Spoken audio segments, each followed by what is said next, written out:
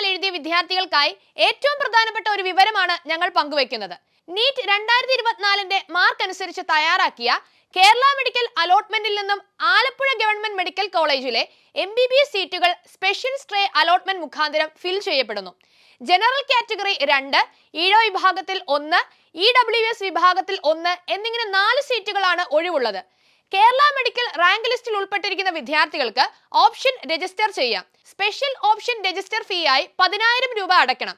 നേരത്തെ അടച്ചവരാണെങ്കിൽ പണം അടയ്ക്കേണ്ടതില്ല. നാളെ, അതായത് ഡിസംബർ 24 വൈകുന്നേരം 4 മണി വരെയാണ് ഓപ്ഷൻ രജിസ്റ്റർ ചെയ്യാനുള്ള സമയം. അലോട്ട്മെന്റ് കിട്ടുന്നവർ 26 മുതൽ 28 വരെയുള്ള ദിവസങ്ങൾക്കുള്ളിൽ ജോയിൻ ചെയ്യണം.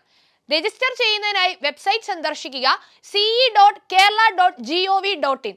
എൻട്രൻസ് സംബന്ധമായ വാർത്തകളും അപ്ഡേഷനുകളും ഏറ്റവും വേഗം ആധികാരികമായി അറിയാൻ ബ്രില്യൻ സ്റ്റഡി സെന്റർ പാല യൂട്യൂബ് ചാനൽ സബ്സ്ക്രൈബ് ചെയ്യുക, ബെൽ ഐക്കൺ അമർത്തുക. ഈ വീഡിയോ മറ്റു സുഹൃത്തുക്കളിലേക്കും മാക്സിമം ഷെയർ ചെയ്യുക.